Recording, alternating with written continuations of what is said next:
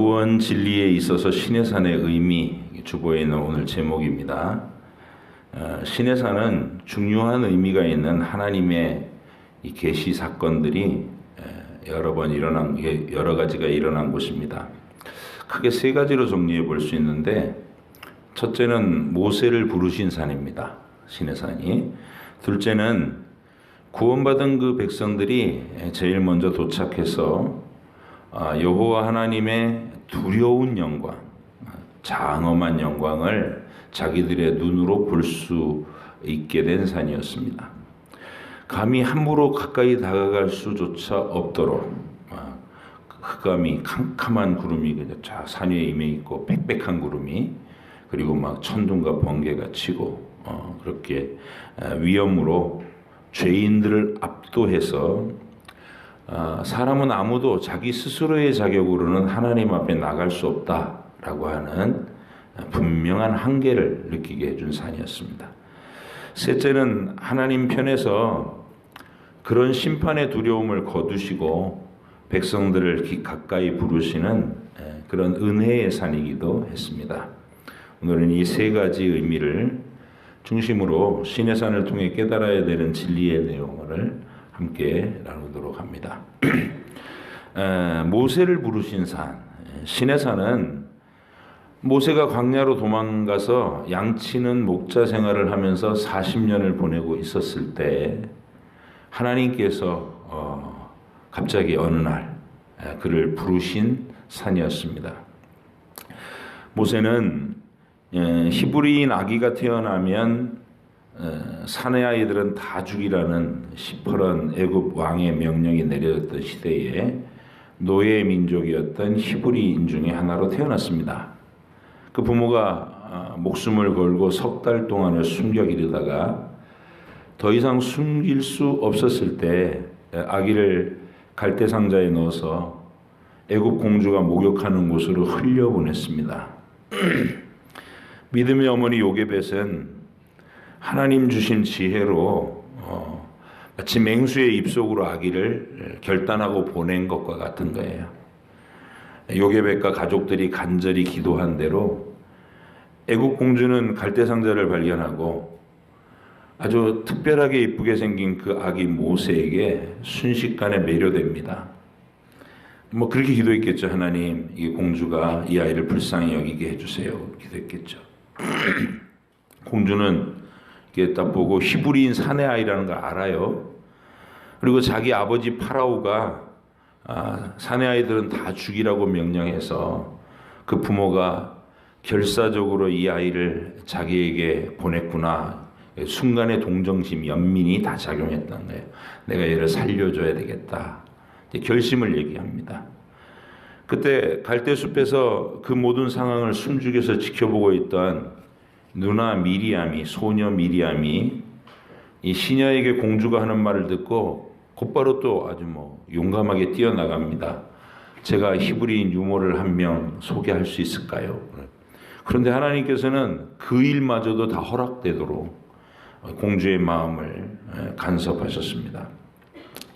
그렇게 모세는 애굽 공주의 양아들이 되어서 목숨을 건졌고, 유모의 신분으로 공주에게 채용이 된 친어머니 요게벳의 품에서 자랄 수 있었어요. 그래서 히브리인으로서의 자기 정체성을 분명히 알면서 성장할 수 있게 된 거예요. 희한하죠. 목숨도 보호하시고 양육비도 국가에서 받게 하시고, 유모로서의 이제 월급도 받았을 거 아니에요. 그리고 모세에게, 어린 모세에게 너는 하나님의 백성이다. 이거를 이렇게 교육시킬 수 있는 시간도 얻은 거예요. 놀라운 기적이죠. 그래서 그렇게 자라난 모세가 애굽의 모든 학문을 다 익히고 40살이 됐을 때, 40세가 됐을 때 노예로 학대당하는 자기 동족들을 해방시켜야 되겠다는 큰 뜻을 품습니다. 근데 하나님께서는 이스라엘 민족의 해방이 인간이 기획하는 독립운동 정도로 전락되는 것을 원치 않으셨어요. 그 정도 차원의 사건이 아니기 때문에 하나님이 의도하신 게, 이스라엘 민족의 해방은 하나님께서 온 세상 만민을 사탄의 왕국에서 죄와 사탄에게 결박되어 있는 인류를 하나님 택하신 그 인류를 구출해내시는 그 진짜 구원의 얘기를 설명해야 되는 영적 사건이었기 때문에 사람들이 독립운동해가지고 해방돼서는 안 되는 거예요. 그래서 하나님 편에서 계획하신 대로 그 일이 진행되게 하시려고 40살의 모세의 그 갸륵한 뜻을 이렇게 무산되게 하십니다. 도와주지 않으셔요. 모세는 40살에 학대당하는 동족을 구해주려다가 애굽 사람을 죽였어요. 막 채찍으로 히브리인을 때리는 애굽 사람을 쳐서 죽였고 모래 속에 파묻었는데 며칠 후에 나가보니까 같은 히브리인들끼리 막 싸우고 있는 것을 보고 말렸어요. 그랬더니 네가 언제부터 우리 재판관이 됐냐? 애굽 사람 죽인 것처럼 나도 죽일래? 이렇게 대드는 소리를 듣고 이게 내가 지금 살인자 애굽 사람을 죽였다는 지명수배가 떨어지겠구나 위기를 느끼고 광야로 도망갔습니다. 그리고 하나님은 그 모든 사건에서 아무 말도 안 해주신 거예요. 침묵하신 거예요. 여러분 같으면 어떻겠어요? 내가 하나님과 이 내 나라 백성을 위해서 뭔가 위대한 일을 해보려겠다고 막 열심히 내서 나섰는데 하나님은 아무것도 안 도와주셔. 그리고 아무 말씀도 안 하셔. 모세가 크게 상처를 입었습니다. 그리고 광야에서 이제 40년 동안 그 40년 동안 하나님 한 번도 뭐 나타나시거나 위로를 주시거나 한 적이 없고 그냥 방치하셨어요. 그래서 모세는 그 40년 세월을 이렇게 물음표 하나 가지고 정말 실패자로서의 쓰라린 마음을 가지고 그리고 속절없이 보낸 겁니다. 그런데 모세가 80세가 되던 그해 어느 날 그날도 40년 동안 해왔던 양치는 일을 하다가 이제 그 산자락 근처에 왔는데 아침에 저쪽 끝에 이게 굵은 나무도 아니에요. 떨기나무라는 거는 이렇게 가느다란 나무가 이렇게 무성하게 있는 건데 거기에 불이 붙은 거예요. 번개가 쳤거나 마른 번개가 쳤거나 사막에서는 광야에서는 가끔 일어나는 일이니까 불이 붙었네. 그러면 상식적으로 그렇게 가느다란 나무에 불이 붙었으니까 후루룩 타고 금방 끝나버릴 거 아니에요. 길어봐야 30분, 1시간 탈 텐데. 모세가 점심때쯤 돼서도 봤는데 여전히 불이 타고 있어요. 이상하다. 또 한참 지나서 오후쯤 됐는데도 또 여전히 불이 타고 있어요. 이상하네. 저게 무슨 일이야 하고 가까이 왔는데 그때 이제 하나님께서 네가 선 곳은 거룩한 곳이니 신을 벗어라 이러면서 이제 하나님이 모세를 만나시는 장면입니다. 그래서 모세가 많은 질문을 해요. 40년 동안 궁금했던 질문. 왜 돕지 않으셨습니까? 왜 이제 와서 나한테 애굽에 가서 이 백성을 구출하라느니 많으니 그런 말씀을 하시는 겁니까? 하나님의 이름은 도대체 뭡니까? 이런 질문을 막 쏟아내요. 근데 하나님은 그 모세에게 나는 아브라함과 이삭과 야곱의 하나님이다. 500년 전부터 이 일을 미리 예언했던 하나님이다. 이런 말이고 그리고 그 약속을 내가 지키러 왔다 이렇게 얘기하시고 하나님 진짜 이름은 뭡니까? 그랬더니 나는 스스로 있는 자다. 이렇게 나는 스스로 있는 자다. 그런 놀라운 이름을 들려주시기도 해요. 우리에게 있어서 그러면 신의 산은 어떤 곳일까요? 이 상황을 대입해 보세요. 내가 이유를 알 수 없는 내 인생의 우여곡절 가운데서 좋은 부모에게서 태어났다가 갑자기 중간에 아버지가 사업이 망해서 어려움을 겪든지 아니면 어려서부터 골골 이렇게 병이 잔병치레가 많든지 아니면 친구 관계에서 왕따를 당해갖고 막 고통스럽든지 하여간 인생은 저마다 알 수 없는 물음표가 있잖아요. 내 교회를 열심히 다니고 예수님을 따르는데도 내게 슬픈 일들은 항상 있을 수 있고 근데 하나님은 아무 대답도 안 해주시고 그러던 어느 날 하나님이 나를 만나러 와주시는 날이 생겨요. 결정적으로 나를 부르시고 결정적으로 나를 만나서 하나님 하고 깨닫게 되는 내가 너를 오래전부터 알았고 내가 너를 향해서 내 위대한 일을 시킬 계획이 있었고 지금 너에게 그 일을 시키려 한다. 이렇게 다가오시는 날이 있다는 거예요. 여러분, 절망 가운데서 방황하고 절망하고 울부짖고 헤매다가 어느 날 내게 다시 다가오신 하나님을 만나게 된 그 사건, 그 장소, 거기가 여러분 인생의 신의 산인 것입니다. 나는 아직 잘 모르겠다. 그런데 오늘 여기 서부중앙교회 이 수요일 예배에 나와서 하나님 이야기를 듣고 있죠. 그렇다면 바로 이 장소, 이 시간이 여러분의 신의 산일 수 있는 겁니다. 지금 치열하게 묻고 있는 게 모세처럼. 모세가요 엄청나게 버텨요. 그 장면 읽어보면 너 애굽으로 가서 내 백성을 구출해라 그랬더니 왜 저희가 가야 됩니까? 그 말에는 40년 전에는 뭐 가만히 계시다가 늙고 쪼그라진 나한테 왜 일을 시키십니까? 이런 얘기예요. 그리고 또 가라 그랬더니 저는 입이 뻣뻣해서 사람들한테 말도 잘 못합니다. 그 말은 또 어떤 속이, 나는 모세가 말 못하는 사람이 아니잖아요. 그 애굽의 40살 동안 애굽의 모든 학술을 익혀서 능했다 그랬거든요. 근데 지금 입이 뻣뻣해서 말을 못한대. 왜 그럴까요? 이 말이에요. 하나님 앞에 40년 동안 저를 이 양치기로 쳐박아 두셔가지고 이제 입도 다 굳었습니다. 머리도 다 굳었고 아무것도 못합니다. 이런 얘기거든요. 여러분도 예배의 자리에 나오시면서 아직 하나님을 뜨겁게 만난 감격이나 확신이 없다면 치열하게 질문을 하셔야 되는 거예요. 정말 계십니까?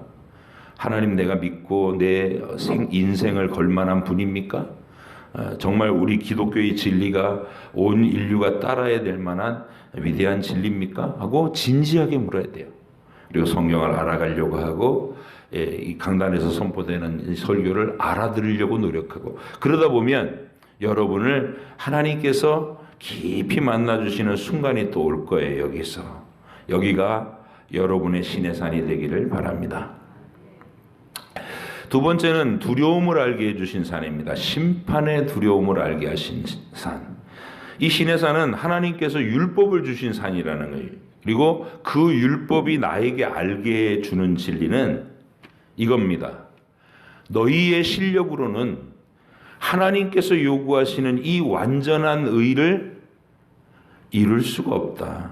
너희의 실력으로는 시험을 봐서 천국에 들어갈 수 있는 합격점을 도무지 받아낼 수 없다.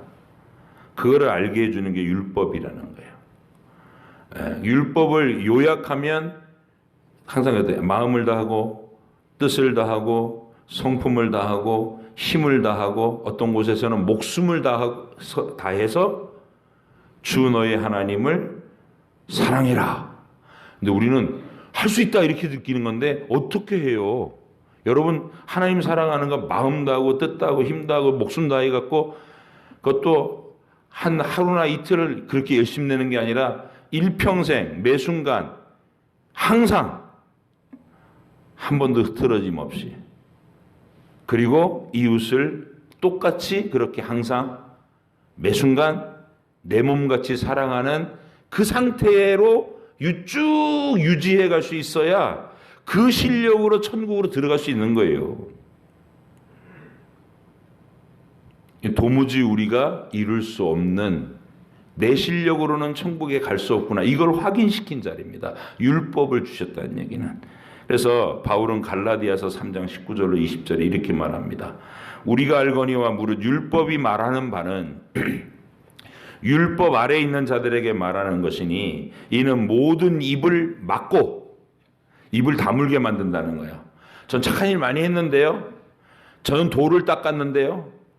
저는 욕심을 다 버렸는데요. 그런 사람들에게 그래? 얼만큼 버렸는데? 얼만큼 착해졌는데? 얼만큼 의를 이루었는데? 하고 물으시면 입을 꾹 다물게 유구무원이 되도록 모든 입을 막고 온 세상으로 하나님 심판 아래 있게 하려 함이라. 율법 주신 게. 그러므로 율법의 행위로 그 앞에 의롭다 하심을 얻을 육체가 없나니 율법으로는 죄를 내가 죄인이라는 사실을 깨달을 뿐이니라. 하나님께서 실제 그 시내산 위에서 이스라엘 백성들에게 보여주신 그 증거도 바로 이 두려운 절망감을 그들에게 막 피부에 와닿게 확인시킨 거예요. 하나님은 그 이스라엘 백성들을 시내산까지 데려올 때 어떻게 하셨느냐면 애굽 사람들을 막 재앙으로 10가지 재앙으로 막 치셨잖아요. 근데 고센 땅, 이스라엘 사람들이 살던 고센 땅은 옆 동네에서 막 짐승이 다 죽고 막 개구리 떼, 메뚜기 떼 막 이런 것들이 하늘에서 우박이 막 주먹덩이만한 우박이 내려가고 난리가 나는데도 자기들이 사는 고센 땅에는 그런 자연재해가 하나도 안 일어났어요. 그리고 마지막 밤에는 애굽의 모든 장자들이 죽는, 그리고 집안에 처음 난 짐승의 새끼들도 다 죽는 그런 재앙이 막 임할 때에도 하나님 말씀하신 어린 양의 피를 대문에 발라놓고 이렇게 집안에 숨어있던 자기들 백성들은 한 사람도 안 죽었어요. 그리고 처음 막 애굽 탈출해갖고 광야를 지나서 바닷가에 도달했는데 애굽 군대가 바로 추격해 왔죠. 길이 막혔어요. 하나님이 애굽 군대와 이스라엘 백성 사이에 불기둥으로 쫙 막아주셔가지고 더 이상 못 다가오게 하신 다음에 밤새도록 급한 바람을 불게 해서 바닷길을 열어버리셨어요. 홍해가 갈라지게. 그리고 자기들을 안전하게 통과하고 언덕에 올라서서 물에 빠져 죽는 애국 군대를 눈으로 보고 그때 박수치고 환호하고 막 펄쩍펄쩍 뛰고 난리가 아니었다고요. 그때 아마도 그들 마음속에 이런 생각이 있었을 거예요. 기고만장한 생각. 야, 하나님이 우리를 온 세상 중에서 특별한 취급을 해주시는구나. 그러고 그런 교만한 마음이 들었을 겁니다. 그런데 하나님은 바로 그 다음 순간에 이스라엘 백성들을 시내산에다 딱 데려다 놓고 무슨 일을 하셨는가. 그들에게 하나님의 두려우심을 보게 하는 거예요. 그 장면 한번 읽어드리니까 들어보세요. 출애굽기 19장 16절. 셋째 날 아침에 우레와 번개와 빽빽한 구름이 산 위에 있고 나팔 소리가 매우 크게 들리니, 이게 사람이 부는 나팔 소리가 아니에요. 진중에 있는 모든 백성이 다 떨더라. 뭔가 압도당하는 거예요 지금. 모세가 하나님을 맞으려고 백성을 거느리고 진에서 나오매 그들이 산 기슭에 서 있는데 시내산의 연기가 자욱하니 여호와께서 불 가운데 거기 강림하심이라. 그 연기가 옹기가마 연기같이 떠오르고 온 산이 크게 진동하며 막 지진이 막 느껴지는 거예요. 막 땅이 흔들리면서 오롱오롱 소리도 나고 막 천둥이 치고. 여러분 두렵지 않겠어요? 가끔씩 우리도 1년을 살다 보면 여름에 그런 때가 있죠. 밤새 막 천둥이 엄청나게 치는 때. 아마 올해도 있었어요. 하루는. 뭐 가까운 데서 막 벼락이 떨어진다, 어떤 찢어지는 소리가 쾅쾅쾅 하고 날 때, 그게 한 번, 두 번 하고 마는 게 아니라 밤새도록 그럴 때 혼자서 잠들기 쉽지 않죠. 잠이 깨면. 근데 그거를 집안에서도 아니고 산자락에서 다 같이 모여있는데 산에 빽빽한 구름이 덮고 나팔 소리도 들리는데 천둥 치고 막 지진이 일어나고, 그러니까 압도당하는 거예요. 와. 나팔 소리가 점점 커질 때 모세가 말하자 하나님이 음성으로 대답하시더라. 여호와께서 시내산 곧 그 산 꼭대기에 강림하시고 모세를 그리로 부르시니 모세가 올라가매 여호와께서 모세에게 이르시되 내려가서 백성을 경고하라. 백성이 밀고 들어와 나 여호와에게로 와서 보려고 하다가 많이 죽을까 하노라. 오면 죽이겠다 그 말이에요. 그들은 자신들이 그토록 위대한 구원을 경험했어도 하나님의 영광 앞에 함부로 다가가면 죽음을 면치 못한다는 분명한 한계를 깨달아야 했던 것입니다. 하나님은 우리 편이야 그러면서 함부로 가까이 다가갈 수 없도록 강력히 선을 걷는 것이 시내산에서 경험한 그들의 처지였어요. 그들은 자신들이 거룩하신 하나님의 이 진노를 촉발하는 혐오스러운 죄의 존재라는 것은, 그렇기 때문에 함부로 그분께 가까이 다가가면 죽을 수밖에 없다는 사실을 먼저 깨닫고 인정해야만 됐어요. 말로 한 게 아니라 진짜 그런 분위기로 압도하셨다고요. 두려워 떨었어요. 그런 자리를 한 번 더 가지자고 하니까 기겁을 합니다. 백성들이 모세한테 그래요. 아이고, 우리 직접 말씀하시는 거 이제 감당을 못하겠습니다. 모세, 당신이 대신 가서 듣고 우리한테 간접적으로 전달하십시오. 우리 하나님 강림하시는 그 장면, 안 됩니다. 이렇게 할 정도로. 시내산에서 모세를 통해 주신 율법도 정확하게 이 사실을 또 한 번 알려준 율법 구문 자체로 바울은 그 얘기를 갈라디아서 3장 10절에서 이렇게 말합니다. 무릇 율법 행위에 속한 자들은, 율법을 지켜서 자격을 얻어서 천국 가겠다는 사람은 이 말입니다. 저주 아래 있나니 기록된 바 누구든지 율법책에 기록된 대로 모든 일을 항상 행하지 아니하는 자는 저주 아래 있는 자라 하였습니다. 아까 제가 설명한 거 똑같죠? 네. 우리는 하나님이 요구하시는 그 완전한 의를 한순간도 흐트러짐 없이 일평생 완전하게 지켜야 그 자격으로 천국 건너갈 수 있는데, 아담의 후손 중에 단 한 사람도 그럴 수 있는 사람이 없다 이 말이에요. 그래서 돌을 닦는다거나 공부를 많이 해서 도덕 수행을 한다거나 해탈을 한다거나 이런 방법으로 천국 갈 수 있는 사람이 없다는 거예요. 그 어떤 것으로도.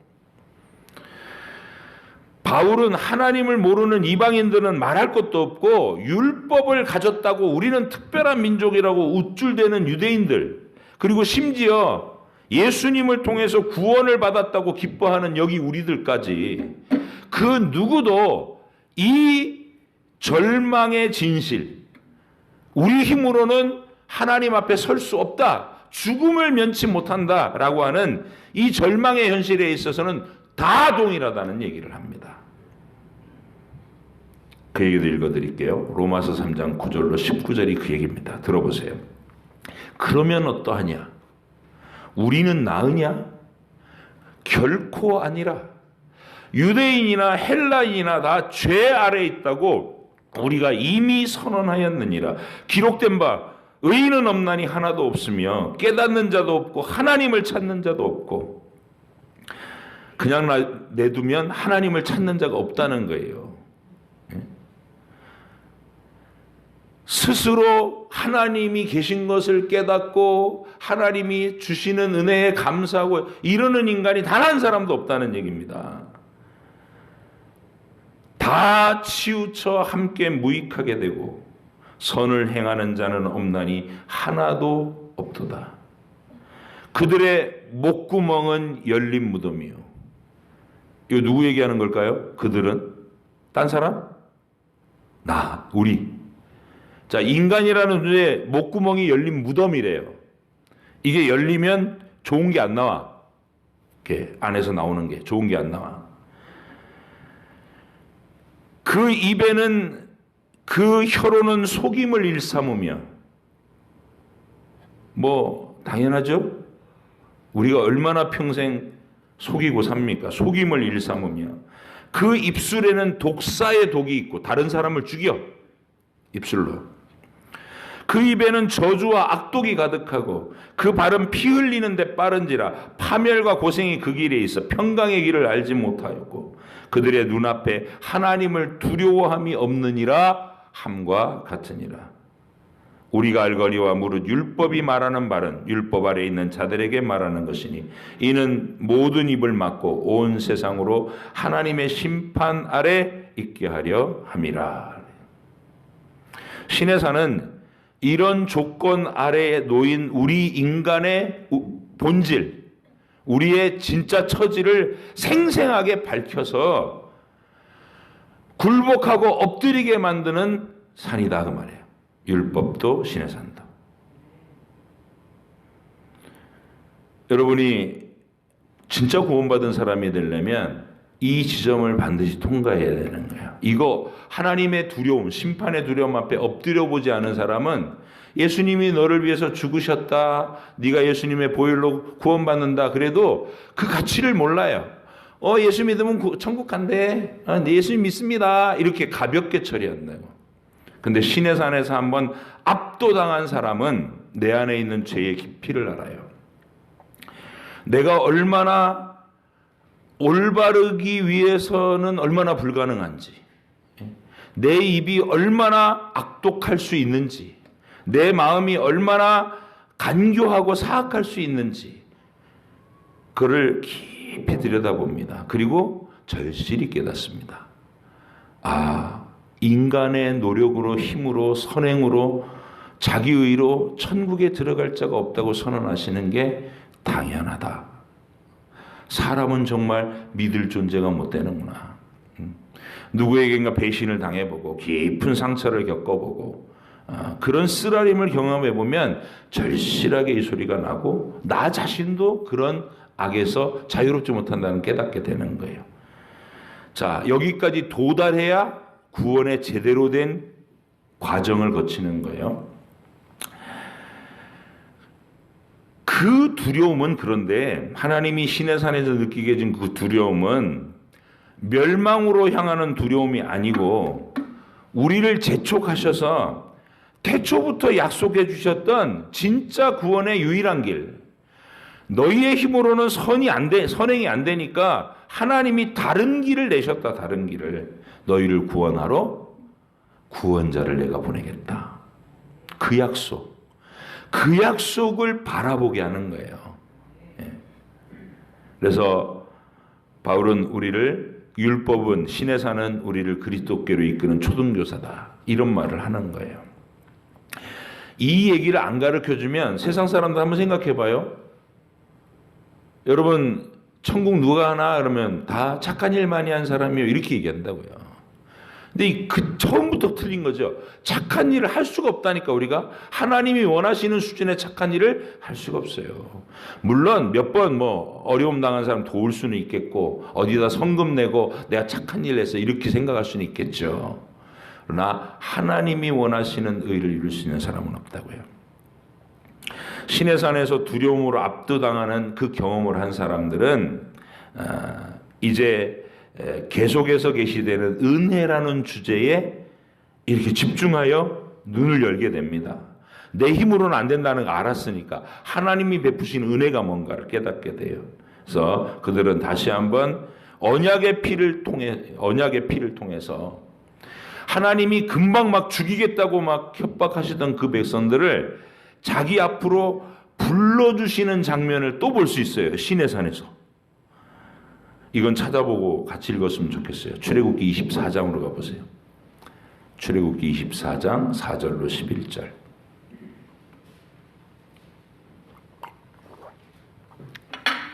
가까이 오면 죽여버리겠다, 이렇게 말씀하셨던 하나님이 진짜 죽이려고 그 말씀을 하신 게 아니라는 게 여기서 딱 표시가 나요. 어떻게 하셨나 보자고요. 출애굽기 24장 4절로 11절 시작. 모세가 여호와의 모든 말씀을 기록하고 이른 아침에 일어나 산 아래에 제단을 쌓고 이스라엘 12지파대로 12기둥을 세우고 이스라엘 자손의 청년들을 보내어 여호와께 소로 번제와 화목제를 드리게 하고, 모세가 피를 가지고 반은 여러 양푼에 담고 반은 제단에 뿌리고 언약서를 가져다가 백성에게 낭독하여 듣게 하니 그들이 이르되 여호와의 모든 말씀을 우리가 준행하리이다. 모세가 그 피를 가지고 백성에게 뿌리며 이르되 이는 여호와께서 이 모든 말씀에 대하여 너희와 세우신 언약의 피니라. 모세와 아론과 나답과 아비후와 이스라엘 장로 70인이 올라가서 이스라엘의 하나님을 보니 그의 발 아래는 청옥을 편듯하고 하늘같이 청명하더라. 하나님이 이스라엘 자손들의 존귀한 자들에게 손을 대지 아니하셨고 그들은 하나님을 뵙고 먹고 마셨더라. 이게 이 행복한 그림으로 완결되는 거예요. 죽이겠다 막 그러면서 위협하시다가 마지막 그림은 언약의 피를 매개체로 해서 행복한 그림인 거예요. 그렇게 무섭게 가까이 나오면 다 죽이겠다고 하시더니 그들이 덜덜 떨면서 엎드리자 그들의 대표를 산 중턱으로 부르시면서 언약의 피를 가지고 올라오라고 하신 거예요. 그들이 두려움 속에서 피를 가지고 올라가자 한 사람도 죽이지 아니하시고 아름다운 하늘빛 아래서, 청옥을 편듯한 하늘빛 아래서 하나님을 뵙고 먹고 마시게 하셨다는 거죠. 하나님은 시내산에서 우리를 절망시키는 율법만 주신 것이 아니고 성막과 제사제도도 주셔서 그리스도의 언약의 피를 통해서 죄를 씻고 용서받는 길도 알려주셔요. 그리고 하나님께 화목제물을 드려서 하나님과 친해질 수 있는 길, 내 노력으로가 아니라 이 그리스도의 보혈에 의지해서 하나님하고 다시 친해질 수 있는 길도 열어 보여주셨어요. 자신들의 선행과 공로를 내세워서 잘난 척하고 의로움을 인정받으려고 하면 다 죽을 수밖에 없지만, 내가 뼛속까지 죄인이라는 사실을 인정하고 그리스도의 언약의 피만을 의지해서 하나님께 나가면 그 사람들을 기쁘게 영접해서 하나님이 하나님 앞에서 먹고 마시게 하셨다라는 겁니다. 이렇게 시내산은 우리가 하나님을 만나는 산이고 율법을 통해서 죽을 수밖에 없는 죄인이라는 걸 깨닫게 하시는 산이고, 동시에 그리스도의 언약의 피를 통해서 용서받은 감격으로 하나님이 계신 보좌 앞에 초대를 받는 거예요. 내 앞으로 와라. 그곳에서 하나님의 따뜻한 시선을 받으면서 먹고 마실 수 있었던 은혜의 산이었습니다. 이 세 가지 꼭 기억하셔야 됩니다. 이스라엘 백성들이 그 시내산의 의미를 가슴에 품고 약속의 땅으로 이제 2년 2월 20하룻날, 그죠? 2년 2월 21일 날 출발, 맞나요? 네. 그래서 그 언약의 땅으로 이제 출발하고 행진해야 했듯이 시내산의 의미를 가슴에 품고 시내산에서 배운 모든 것들을 간직하고 그 약속의 길을 걸어야 했듯이 우리도 예수님을 믿은 후에 인생이라는 길을 계속 걸어서 하늘로 행진해 나가야 되는 거죠. 그때 시내산에서의 이 세 가지 교훈을 항상 간직하면서 걸어가시기를 바랍니다. 아침에 눈을 뜨면 하루라는 여정을 출발하기 전에 우리가 꼭 이 세 가지를 점검해 봤으면 좋겠습니다. 나는 하나님을 만난 감격을 갖고 있는가? 모세처럼 질문부호 속에서 답답한 채로 긴 시간을 지내는데 그 답답함을 마음껏 물어보고 마음껏 따지고, 그리고 하나님께서 내 따져 묻는 그 질문에 대답해 주시는 것을 경험한 그 생생한 감격을 가지고 있는가? 아직 가지고 있지 않다고 느끼면 지금 하셔도 돼요. 지금 따져 물으세요. 하나님께 이게 얘기했어요. 하나님, 내가 믿을 수 있는 증거, 내가 알아들을 수 있는 내용으로 나를 설득시켜 주세요. 정말 계시다면 하나님을 알게 해 주세요. 그러면 여러분에게 평생 결코 잊어버릴 수 없는 감격을 주십니다. 하나님이 직접 찾아오셔서 자신을 나타내셔요. 두 번째 질문은 나는 자격 없는 죄인임을 아는가?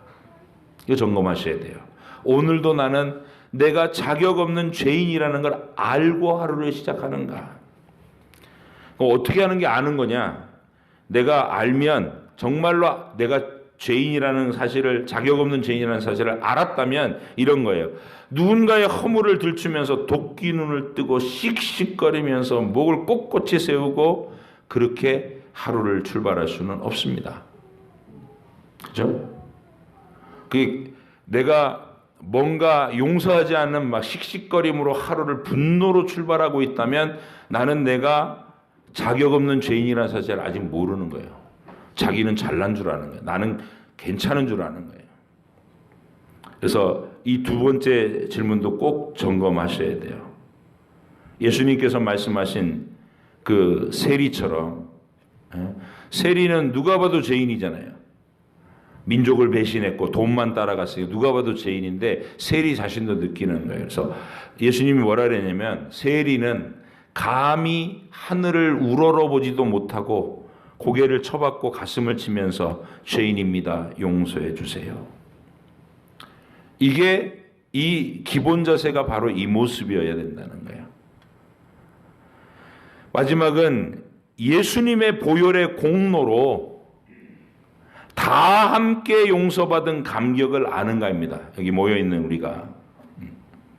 나 혼자만 용서받은 것이 아닙니다. 함께 용서받은 서로를 축하해 주면서 예수님 이름 가지고 하나님 앞으로 달려가서 다 함께 하나님 앞에서 맑고 청명한 하늘빛같이 따뜻한 하나님의 시선 속에서 행복하게 먹고 마시는 우리여야 한다, 그 말입니다. 이 예배의 자리가 시내산의 바로 그 자리, 70명의 이스라엘의 대표자들이 언약의 피를 들고 하나님의 초대를 받고 하나님 앞으로 가서 먹고 마셨던 그 신령한 교제의 장소인 것입니다. 서로가 소중하셔야 돼요. 저 집사님은 나를 상처 줬지. 그러면서 이렇게 꼬부라져 가지고 서로 여기 미움과 갈등 가득한 채로 여기 앉아 있으면 하나님 앞에서 먹고 마시는 그 장면이 아닌 거예요. 그 상태에서 나는 지금 딴 데 있는 거야. 나는 딴 데. 딴 사람은 다 그 은혜를 누리고 있는 자리에 사랑하며 우리가 함께 용서받았다는 기쁨 속에서 하나님을 뵙는데, 꼬부라진 나는 딴 데서 지금 버려져 있는 거예요. 그걸 깨달으셔야 돼요. 예배 자리에 나오실 때 주를 만난 감격, 그리고 죄인임을 확실하게 하는 깊은 깨달음, 고백, 그리고 함께 용서받은 그 은혜를 누리는 이 세 가지를 매일 점검하면서 여러분 인생길을 걷는다면 그 하루하루가 하나님 앞에서 살아가는 귀한 하루가 되실 줄 믿습니다. 신의 산을 기억하시기 바랍니다. 기도하겠습니다.